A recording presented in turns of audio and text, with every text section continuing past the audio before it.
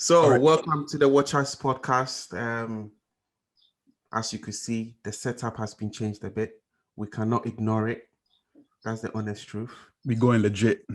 We're going legit, taking small steps until one day, who knows? Who Anyway, knows? as you know, we always talk about different subjects, interesting subjects. Some subjects you might relate to, some you might not be. But I think the one we're going to discuss today is very, very, very interesting because it's something that we all feel. And we're going to talk about the subject of fear. Yep. So, to begin, really, Before we begin, to everybody out there, like and subscribe, click the notification button, and leave a comment and tell us what you think about this discussion. Yep. 100%. So, we're going to talk about fear. Fear. Adrian, Yeah. what is fear to you? What is fear? Fear is a learned emotional expression. How to expand on that? Fear is when the brain signals to the body that there is a threat and it's something is a danger and you must get away from it or you must be wary of it. It is a natural human mechanic, because even when in times when people were hunting, you needed fear to know what to eat and not to eat, what would kill you and not kill you. You needed fear to tell you that that snake is poisonous. 100%. And if you get near it, yeah, it can kill you. You needed fear, or if you got in a fight, you needed fear. Fight or flight would kick in. You needed that fear so that your body could be prepared to survive for the situation that you were in. Yeah, exactly. So you are describing a healthy fear. Yes. You need to fear, like that's why sometimes we have signs saying danger. It doesn't mean that it's bad that the sign is there. It's just telling you it's dangerous. Yeah. No, there's a risk. So that's the healthy one. Awareness. Oh, be careful.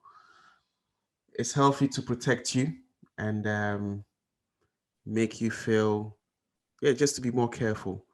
But the fear that we're going to talk about today is the fear that can cripple us. Yeah. Yeah. Now we could start with personal fears and expand. Yeah. So Yeah, do you have any fears? Do you have any fears that you would look at and think this is irrational? Like, what is your phobia? I've had a few phobias in the past. Some of them might sound silly to anyone who is listening, but it's like I've had the weirdest phobia. So, for instance, I'll start off with I used to go to the barber shop, and one day a thought came to my head, and the thought was, what if someone has sat on this chair and they had HIV/AIDS? The clipper is being used on someone who's got HIV/AIDS. And even though I've done research about how it can be contracted, we know some of the ways it can be. The chance of catching at the barber shop is not. In fact, I had to speak to my mom-in-law about it, and because she's a nurse, and she tried to break it down. She said to me, it literally needs you would need something to go in your veins, like deep into the, even if someone has been on that seat and they've been cut whilst being, and it's a drop, that is not going to, because you need a deep cut that flows through the streams of your blood and veins. Yeah. And even though I got all that explanation, it was still not in.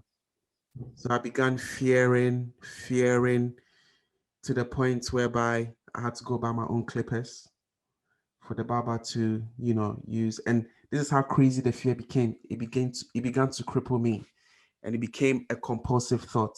It's just running through my head, and to cut a long story short, I even went as far as going to the doctors to say, can you please check if I've contracted HIV? And the doctor would say to me, have you slept with anyone recently? Are you sexually active? And I'm like, no. So, "Oh, what makes you think?" I did it a few times to the point where my GP said, send me to different hospitals. They sent me to one. And then even when I told the doctor, you could tell that I could tell on her face that she's thinking there's no need to worry. But obviously, she has to do her job. It's one of those situations. If someone brings it up, you need to check anyway. So that phobia did cripple me Yeah. to the point that before I got married, I said to my wife, have you got HIV? AIDS as well. Because now the fear turned into something nasty. Yeah. It linked to something else. And she said she hasn't, of course not. Fortunately for me, she was understanding of the phobia. But eventually, I kept bringing it up and she had to go do a test. And normally, when you do the test, they give you the results in 2 weeks. But the fear is so strong. I asked one of my friends. She said there's a place where you get the same day result. She went there. She got the same day result. And then she phoned me. She said it's negative. And I said, how would I know? What if you're lying to me? And they're like, we'll give you the results in 2 weeks. And she said, no, no, no, no. It will calm my husband down. Not, we're not even married yet. My boyfriend down. If you give me a printout saying it was negative today, something official. And funny enough, that phobia is not only I that had it. When my my wife was describing it to them, they were like, he's not the only one, Yeah. So that is just one little example of a phobia and how it could have affected. Because let's say she didn't go do that test. Yeah, because it got to the point she's the one who even suggested it, and that was the answer I needed. It calmed down from then, and the fear has now go get. If I was to go to the barber shop now, I'm not going to think about taking my own clippers. Mhm. But it crippled me for a long time. Yeah. Yeah. And if it wasn't technically, that could have stopped me being with her because it would have been, and it's so silly. But you see, I could take over fear of catching a disease. Yeah. Yeah. Mm. Yeah. I'm glad you shared that, like, because it ties into what I'm gonna say in relation to fear. But for me, my one growing up was spiders. Yeah. And I remember when I probably had to be 6 years old. There was a spider literally about this small, Mhm. um, coming down from the roof. And I screamed my head off. I was panicking. I was against the wall on the bed. I was panicking. This small. And my family came in and I was like, what is just a spider, it's just this small. Yeah. Mhm. I remember that being the first instance of my fear of spiders. And the second one, the thing about me is that when I start to fear something, I'm fascinated by it at the same time. Mm. So when I was living in Barbados, the house that I was living in, the wall was covered with these weird garden spiders. Yeah. Like, and I say weird because when you look at them, they pair their legs together. So it looks like they have 4 legs, but they have 8. But when they're Mm. resting, they pair them to look like 4. And Yeah. they're probably about this big. And there was a wall of them, and I was fascinated with them. And I was scared, but I was looking at them. And then I was what was I doing? I was spraying them with a water gun. And then I got a stick. And I saw the one that was spraying with the water gun start to change color a little bit. So Mhm. I got a stick to poke it, and it jumped on me. And I ran from the back screaming, like, ah, yeah. My mother came out, was like, was I was like 7 at times. Like, what's going on? I was like, spider jumped on me. And she looked down, she saw the spider. So I don't know if it was on me and it dropped off, but it was far away from where it was. And that stuck in my mind, like this spider was chasing me.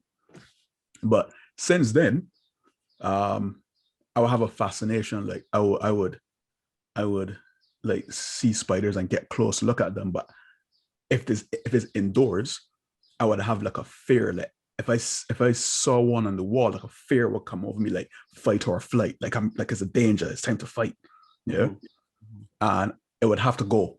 I can't. I do not have. I cannot pick up a spider and put it out. It would have to go.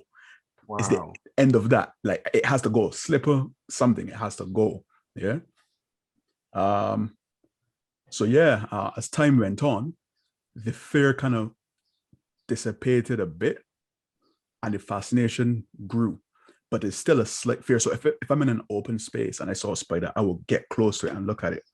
But if it was in my room or something, like the fear and the panic were kicking, I'm like, because I need to find this. There's too many places for it to hide. Yeah. And I remember when I first got back here, I was outside exercising and I saw a web. Wherever I see webs, like I said, I'm fascinated. So I would look for webs and stuff to see. And I saw like a thick web in the gutter. And I looked up and I was like, hold on, that looks weird. What the hell is that? And I got closer and I swear the legs were like this long. I couldn't see it because it was in shadow, but I swear the legs were this long. I was like, what is that? And the fear came back. I started closing my window again and, but I saw one in the kitchen once and I looked at it and I killed it. But the difference was I felt very bad for killing it this time because I noticed that when I got close to it, it walked slowly, like to sneak past me, and then started to run fast. Yeah. So to me, my fear, I ignored my own fear and realized this creature scares me. No, this creature is scared of me more than I'm scared of it. It's trying to escape. Yeah. It feels like I feel, but it has a reason to feel that way because I can kill that. It can't kill me. Yeah. Yeah. So that is one of my phobias. And then I was going to ask from your example and my example, what do you think led to those phobias? What do you think it was that planted the phobias in us, like Inception? What do you think? Yeah, what do you think did that? What are your thoughts? Yeah. So basically, for me personally, I grew up in Ghana, and when you go to school, they educate you about HIV/AIDS. And I think when they first came in the scene, people thought that you could catch it by using the same spoon as someone.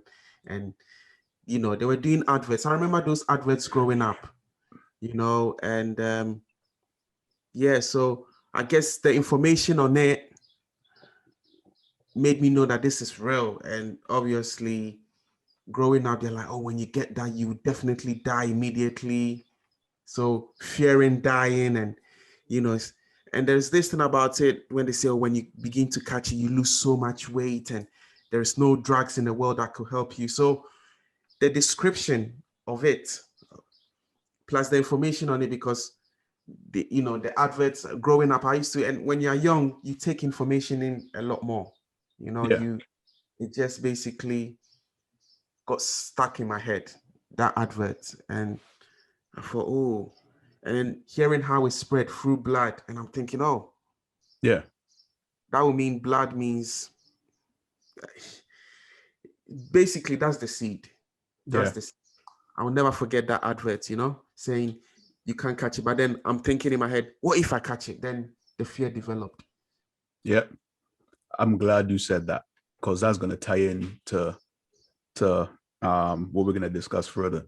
Like for me, that fear was a learned response. So as a child, I would have seen adults respond to a spider in a fearful way, like oh my god, spider! You could see the urgency to get rid of it.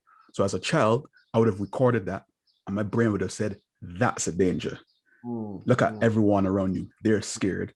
Hence, you should also be scared." Yeah. And as time went on, like there's all like there are movies and stuff that if you look at like horror movies and stuff, there's a movie called Arachnophobia. Yeah. Scariest horror movie ever because there are so many people out there who suffer from arachnophobia. So to see a movie crawling with spiders is your worst nightmare. So you got like movies and stuff that would show spiders in a scary light. Yes. And yeah, like it's going to get you. Yeah, I know what you mean. Yeah. So that kind of stuff, your brain then reinforces in your mind, this is a danger. Yeah. And the reason I asked you, what do you think caused the phobia, is now we're gonna lead into how fear goes out of whack. Because like you said earlier, it's a natural response, it's a survival response, right? Yeah. But that very same survival response can get out of whack, can be out of sync. Yep. And how it gets out of sync is being exposed to fearful things over and over, or fearful messages over and over again. So the reason I asked you is that I knew you were going to say that you had your phobia came from seeing adverts and hearing all sorts of different things. Because I remember there was a time when it was all about HIV and how you could That's it. die. And Also, you even remember yourself. yeah, Yep. I See, remember. at that time, I was hearing it all the time. Yeah, Yeah. yeah. So I understood exactly what you were saying. Yeah, and people say, oh look, all these people in this particular part of the world are getting HIV and they're falling like flies, and you need to be safe and it can happen to you, and you know. And what happens is that your natural fear response, your natural fight or flight response goes completely out of whack. So something that could be serious and you should be careful with, we can agree to that. Yeah, it should be as simple as that. But then what happens is you just panic every time. You think that every little thing is going to lead to this thing because the messages that you kept getting kept throwing your fear response out of whack. Yeah, so that's all you're thinking about. Same with spiders. If um if I'm not getting any kind of response that tells me that this thing is safe, and the only response I know is panic, and I see panic, my brain straight away is going to record it and go, the moment you see a spider, big or small, fight, danger. Yeah. No. Isn't it amazing though how everything becomes illogical when it goes out of, Out of whack, yeah. Yeah. It's like nothing logical can calm it down. And even though when I had my phobia, my wife would be like, "Well, I don't have HIV/AIDS." I'm like, "Yeah, you don't," but my brain is not allowing me. My brain is not allowing me to be able to come to terms with it. Yeah. And that's the thing about the thing about irrational fear, And again, the more we talk, the more it's leading more and more to like Bigger fears and bigger societal issues and stuff. 100%. Yeah. Yeah. And so now that we've like, so it's sort of like you asked me about the foundation of my fear, where it started from. And I know you just used the word organization, and whilst you already used that word, how can people, organization, workplaces, any group, any sort of organization, how can they instill fear in people then? Because sometimes we watch documentaries. I've watched documentaries with people being in all sorts of cults and all sorts of, religious groups as well. And you might think to yourself, why are you stuck? The question that keeps coming up is, why did you stay? And the answers, so before we even get into deep as to why people are still caught up in it, how are these people dealing with their members for them to fear and feel guilty? Or, what is it that they are doing? Well, that's a very, very, very, very good question. And the question that you asked is a question that's been used, is a tactic that's been used for centuries. It's been used in almost every country, because there are countries out there that don't use fear. They're just happy. Yeah. That's like Scandinavian, European countries like Finland and stuff. They don't worry about fear. It's just, this is life, be happy, whatever. They're cool. But a lot of countries, from dictatorships to free countries, are actually dictatorships in real life, but project themselves as free. And this is not only countries. This is organizations, governments will be countries and whatnot. Yeah. And the first thing you do, so I'm gonna give an example using your example with HIV, right? And let's say I'm an organization. I'm a pharmaceutical organization. Yeah. Before I start, fear is profit. Fear is money. Yeah. Fear is power. Yeah. Fear is control. Yeah. So if I'm a pharmaceutical company and I know that you have a fear of HIV, I'm going to try and get the message out there as much as possible that this Yeah. thing is dangerous. Mhm. It can kill you if you use the same spoon as someone. No, I'm not going to tell you it's going to kill you. I'm going to say, is it possible to kill you? I Yeah. don't know. Maybe it Yeah. is. Yeah. Yeah. Keep it open, but plant the idea in your brain. Inception. Yeah. Yeah. Yeah. Or like, or if you get cut, be on alert because you never know. Yeah. It will be in my best interest to push as many of those messages out. Yeah, because I also have a product that can maybe probably help you with HIV if you have it, or you can probably take it, which um, will help your immune system against HIV or whatnot, right? So I got to put the fear out there as much as possible, so I Mm. can put the product out there. And you know what's going to get people to buy the product? Fear. Fear. So, I mean, you said something little, but there's a lot in there. Yeah. Yeah. So it sounds a bit. It's basically. I don't even know what word to use to describe it, but Manipulation. yeah, that's wicked, isn't it? It's wicked. Of course, it's wicked. You That's how know, the if you break it down and you want to go to the foundation because everything has got a beginning. So scaring people is one way to sell as well, I guess. yeah is one way to sell. Is one way to control. Mm, So, for instance, our ancestors, slavery, right? mm, mm.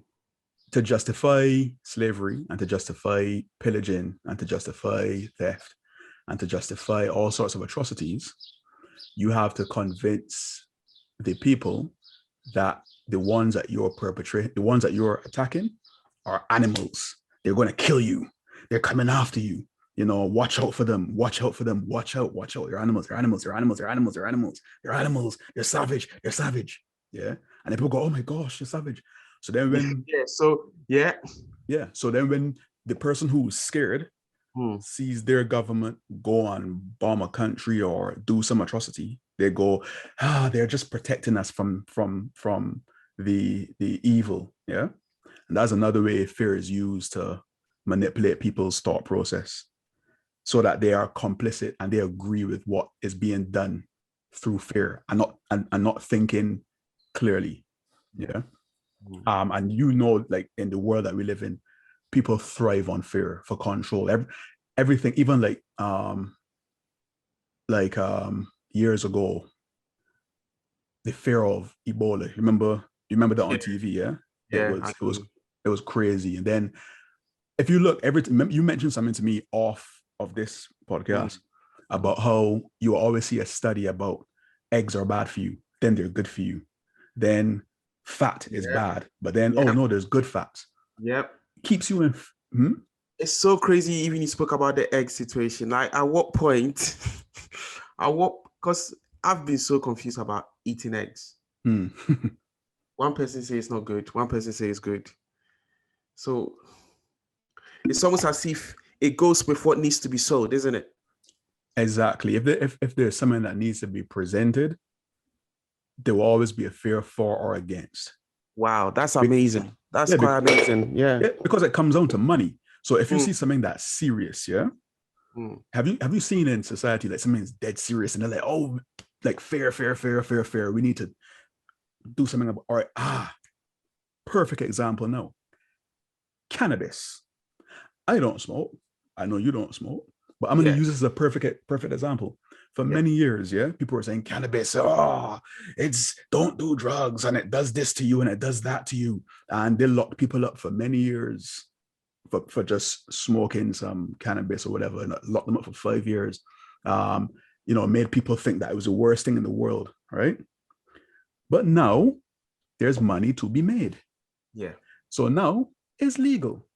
And the same companies that were pushing the fear against cannabis were the same companies that were pushing their own medications to get you addicted, be it legal, be it painkillers, Yeah. opium, not opium, sorry, opioids. You see what I'm Yeah. saying?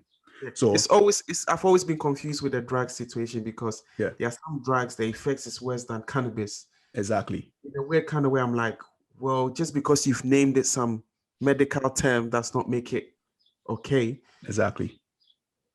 Alcohol. Alcohol is a drug. Yeah. It's worse than cannabis, but it's legal. But at a time, it wasn't. You remember? I don't Prohibition? even remember. I don't even.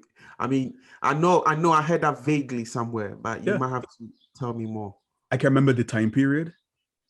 So I'm not going to say 30s, 40s, 50s. Probably wrong. Yeah. But there was a time where there was something called a prohibition where alcohol was illegal. It was banned because it was bad. And you know what happened? A lot of Wow. crime gangs and bosses came up and were selling alcohol on the black market and making it in their bathtubs. And there was a lot of killing, there was a lot of crime, and people got stinking rich because they were selling black market alcohol and so on and so forth. Right now, all of a sudden, alcohol. Me and you can go in the shop. Get drunk. Prohibition was America, so I don't want to say for here, but that's Yeah, America. But yeah, yeah, in yeah. America, Mm. yeah, you can go in a shop, get drunk, get a drink. It's fine. Yeah. Just like cannabis now, whereas before there are many people in jail because of it. All of a sudden, certain brands, I'm not going to call their name so that we don't get sued, want to create beverages mixed with cannabis. They're now Wow. cannabis dispensaries. It's now becoming legal. All of a sudden, people can make money because they got control of it. And now that you got control of it, yeah, you don't need to fear it anymore. It's fine. It's fine. But a few years back, so it's like fear can be used at the disposal. Was that the person who is in charge can use it anytime they want. Yeah. Drop it here, take it back, drop it here. Let's create another fear. Yep. Yep. Exactly. Use it to your benefit, to your advantage. And again, that like even religion, yeah, religion has been using that for years, centuries. Hellfire, you will burn in hell. Yeah. If you don't do something that we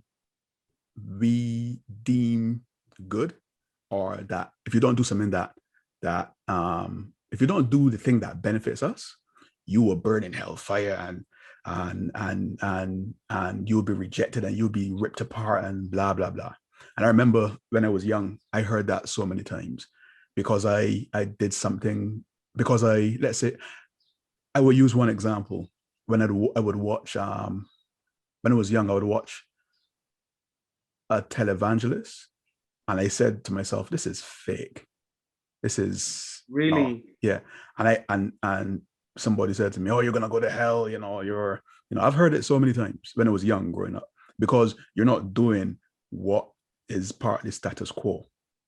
And what they do is they take the status quo and say, this is what's good. And if you don't do it, then you are bad and you will burn. Just like patriotism and stuff like that. If you disagree with anything that your country does, Yeah. yeah, Mm-hmm. you are unpatriotic. Yeah. So it's the same tactic, and religion uses that as fear, because here's the thing, I'm gonna say it right now, right? Say it. Say it. In terms of religion, I'm not saying all religions, I don't know for all, but I Yeah. know for some religions, Yeah. Yeah. the structure, people are the most valuable currency on this planet right now. We are more valuable than oil, but our data 100%. is. Yeah. Yeah. It's true. So if you have control of a bunch of people, yeah, that funnel money to you through donations, through what do you call it? Collection, yeah, it becomes a business. So then it's up to the people who run things to manipulate, to fill you with fear, to keep that machine going. Yeah. So even in religion uses fear and makes people think that if I do one little thing, I'm going to die. I'm watching a comedy called The Good Place, and there's a guy figured out is if you get enough points on Earth, you make it to the good place. If you don't get enough points, you go to the bad place. Yeah. Wow. And they found out as they were going through, they realized that the system was messed up, because if somebody bought a tomato, if the tomato was picked in a country where slaves picked tomatoes, it would go against your points. Yeah. Wow.